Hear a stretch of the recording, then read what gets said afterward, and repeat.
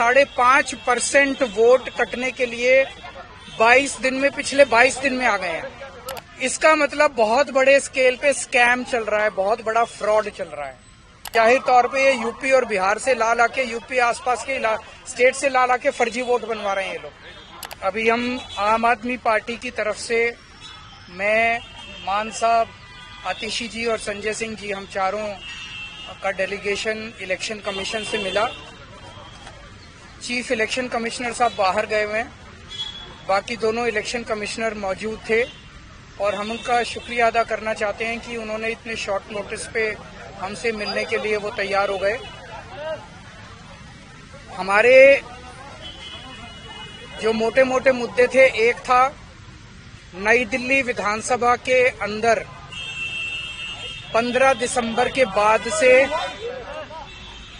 कल तक, यानी कि 8 जनवरी तक, 7 जनवरी तक 22 दिन में 5,500 वोट कटने के लिए आ गए हैं।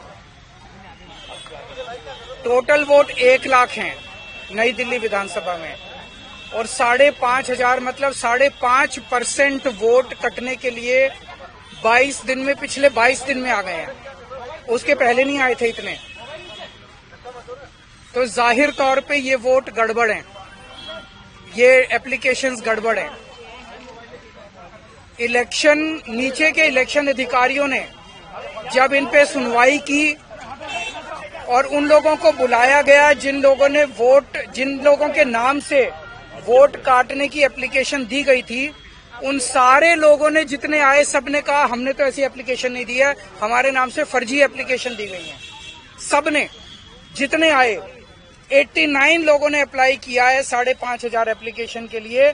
उन 89 में से 18 लोग आए इलेक्शन कमीशन, 18 के 18 लोगों ने कहा कि हमने एप्लीकेशन नहीं दी। इसका मतलब बहुत बड़े स्केल पे स्कैम चल रहा है, बहुत बड़ा फ्रॉड चल रहा है।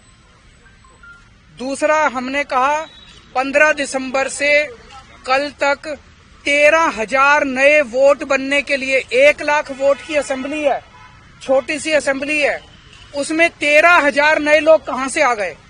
15 दिन में कहां से आ गए? पिछले 15 दिन में 13,000 नए वोट बनने की एप्लीकेशन आई है। जाहिर तौर पे ये यूपी और बिहार से ला लाके, यूपी आसपास के स्टेट से ला लाके फर्जी वोट बनवा रहे हैं ये लोग। तो हमने उनको ये कहा कि इस तरह के लार्ज स्केल पे एडिशन और डिलीशन हो रही है, तो 23,000 ये और 5,500 ये, 18.5% वोट अगर किसी विधानसभा की इधर से उधर कर दी जाएंगी तो फिर चुनाव थोड़ी है, फिर तो केवल तमाशा है, नाटक है। तीसरी चीज हमने कही कि नई दिल्ली विधानसभा के अंदर प्रवेश वर्मा जी खुलेआम जॉब कैंप लगा रहे हैं, रजिस्ट्रेशन कर रहे हैं, खुलेआम पैसे बांटे जा रहे हैं, खुलेआम हेल्थ कैंप में चश्मे बांटे जा रहे हैं। 15 जनवरी को उन्होंने ऐलान किया है कि जॉब फेयर लगाए जाएंगे। ये सारे के सारे इलेक्शन कमीशन की अलग अलग रूल्स और ऑर्डर्स के तहत, इंस्ट्रक्शंस के तहत, ये करप्ट प्रैक्टिसेस के तहत आता है। प्रवेश वर्मा को चुनाव लड़ने से उसको डिबार किया जाना चाहिए। प्रवेश वर्मा के घर पे रेड मारी जानी चाहिए ताकि पता चले उसके घर में कितना पैसा है। ट्वीट कर रहा है, ट्वीट कर करके वो खुलेआम सरेआम कर रहा है। जैसे कि फिल्मों में आप देखते हो ना, मैं तो फलाने का, कोई पुलिस वाला किसी को पकड़ लेता है तो उससे वो कहता है, पता है मेरा बाप कौन है? तो उसी तरह से वो तो खुलेआम कह रहा है एक तरह से, प्रवेश वर्मा, मैं पैसे भी बांटूंगा, मैं जॉब कार्ड भी दूंगा, मैं नहीं मानता किसी को।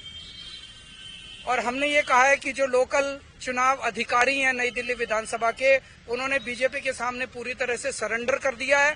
वो उनके बीजेपी के सारे गलत कामों को फैसिलिटेट कर रहे हैं।